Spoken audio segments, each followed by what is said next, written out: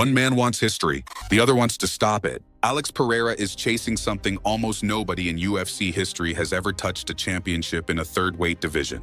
He's moving up to heavyweight, Pereira. He really started off as a middleweight. Now, granted, he's a much bigger man now, and I don't think there's any world in which he could go back down to 185 pounds. But still, you're going from, I was able to make middleweight, to now I'm fighting at heavyweight, where these men are huge. And again, but standing in front of that dream is a heavyweight who moves like he was built in a lab, Ciryl Gane. And if this fight really happens, it could become one of the strangest, riskiest, and most important fights of Pereira's entire career. Before we start, tell me this. Do you think Pereira becomes a triple champion, or does Gane ruin the dream? And even the same guy now he watches all my fights, and every time I fight, like clockwork, he'll try and put something out like, I beat this guy.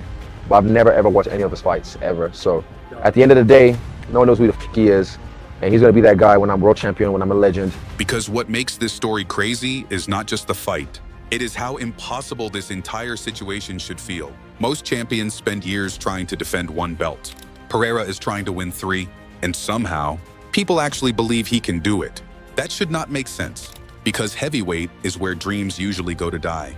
To understand why this matters so much, you first need to understand something about Alex Pereira. That will indeed do it, and still, Alex Pereira reigns supreme! He's fucking nasty. That's my take on him. He wants to move up, he wants to move down, he wants to go That's why people love him. Those are the type of fighters that people love. Pereira wants to fight everybody. Nothing about his UFC career was supposed to happen this fast. Seriously, when Pereira first joined the UFC, people respected him. But they also had doubts. Big doubts. Yes, he was a kickboxing monster. Yes, he had already beaten Israel Adesanya multiple times in striking. But MMA is different. Completely different. Fans kept asking the same question.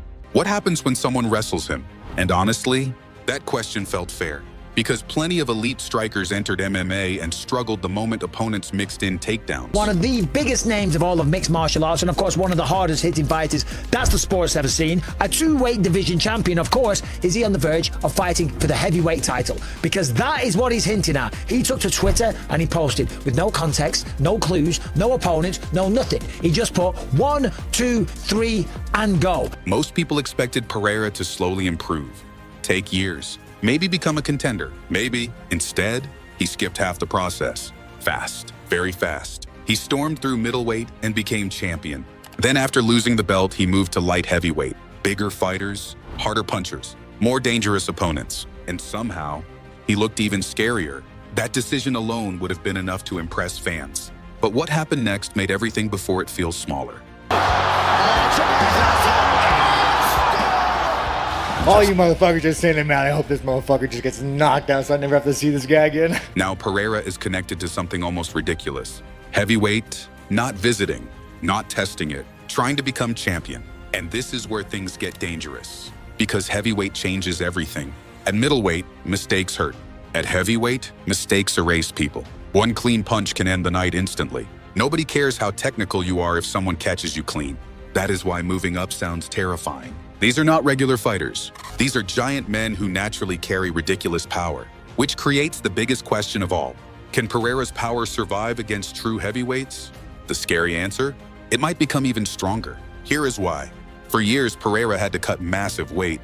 That drains the body, slows recovery, kills energy, makes fighters weaker. Heavyweight removes that problem. No brutal cuts, no exhausting final days, no destroying himself just to hit a number on a scale. That means fans could see a healthier version of Pereira, a fresher version. That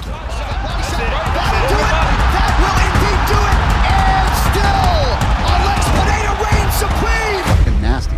That's my take on him. He wants to move up, he wants to move down, he wants to go That's why people love him. Those are the type of fighters that people love.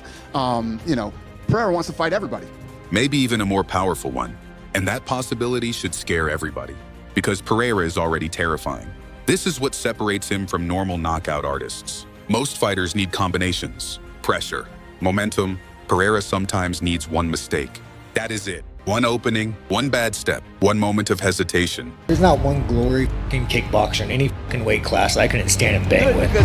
Oh! That's it! That's why! You cannot Then suddenly the fight changes forever. We have seen it too many times. Opponents look fine, safe, comfortable.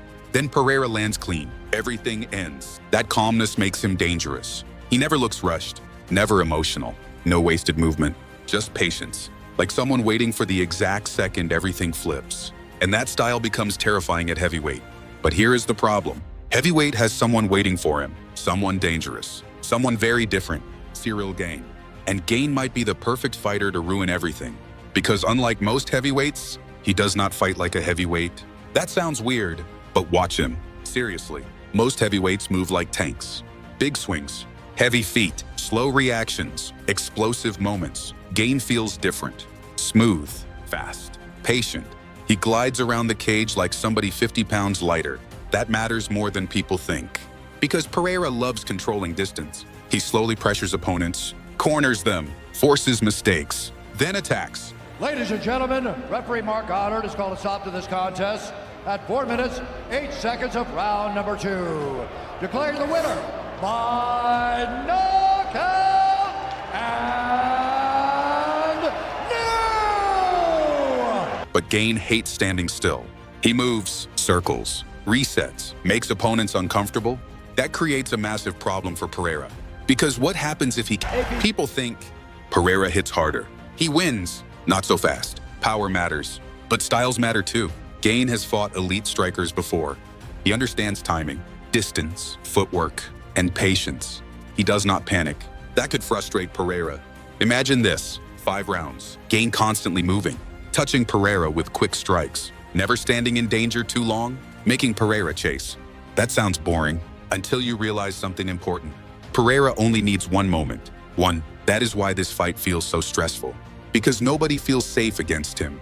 Not fans, not fighters, not even when he is losing. You could be winning for 20 minutes, then suddenly, game over. And that creates something rare, unpredictability. But here is the twist nobody talks about enough. What if Gane decides not to strike? What if he wrestles? That changes everything.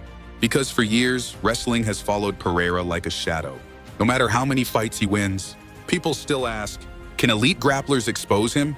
That question never disappears. And honestly, Alex Pereira destroyed Magomed Ankalaev the way that he did because he is a samurai and he just, oh my God, he loved everything about it, right? And I love that about Yuri. And Yuri's one of my favorite fighters, okay? But he has been beaten twice. And realistically, at light heavyweight, Pereira's done it all. And the man is gigantic for 205. It exists for a reason. Heavyweight wrestling is brutal. Heavy men leaning on you, dragging you down, forcing mistakes, making you tired. That pressure, because Gane also carries his own weakness. John Jones exposed it fast. When fans expected striking, Jones wrestled him immediately, took him down, finished him quickly. That loss created major questions about Gane's grappling. Was it just John Jones being elite? Oh, big knee from Ciryl Gane. Lewis covers up. Watch Lewis go here. Or does Gane still struggle there? Nobody fully knows, which creates something fascinating. This fight feels dangerous for both men. Pereira worries about movement. Gane worries about power. Pereira worries about wrestling.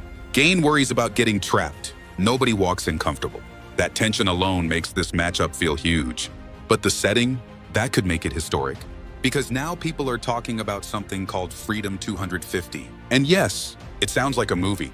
The idea connects UFC to America's 250th anniversary celebration. Huge attention, massive audience, a White House connection, global headlines.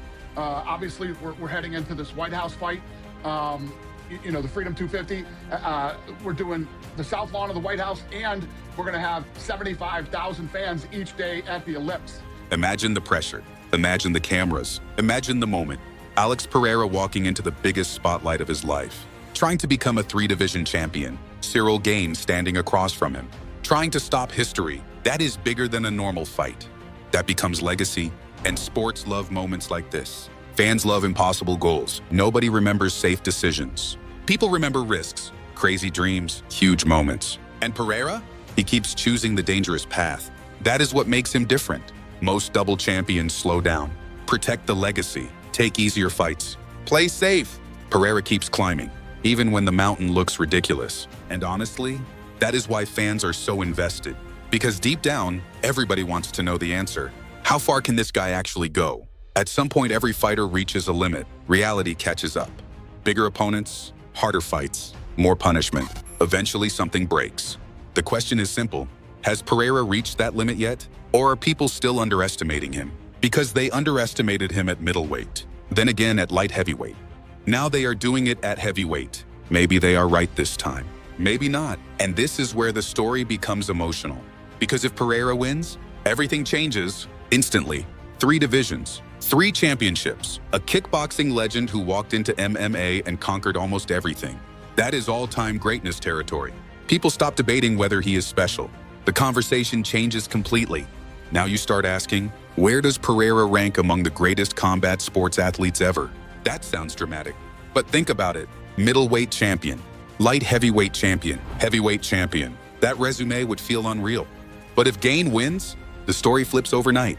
Suddenly Gane becomes the man who stopped history, the gatekeeper of greatness, the fighter who looked directly at Pereira's dream and said, no. And honestly, that role matters too. Sports need villains, obstacles, people standing in front of impossible goals. Without danger, greatness means nothing. That is why this fight feels so important even before becoming official.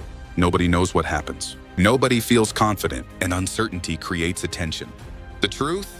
This matchup feels close, very close. If Gane fights smart, moves well, controls distance, and avoids big exchanges, he absolutely has a path to victory.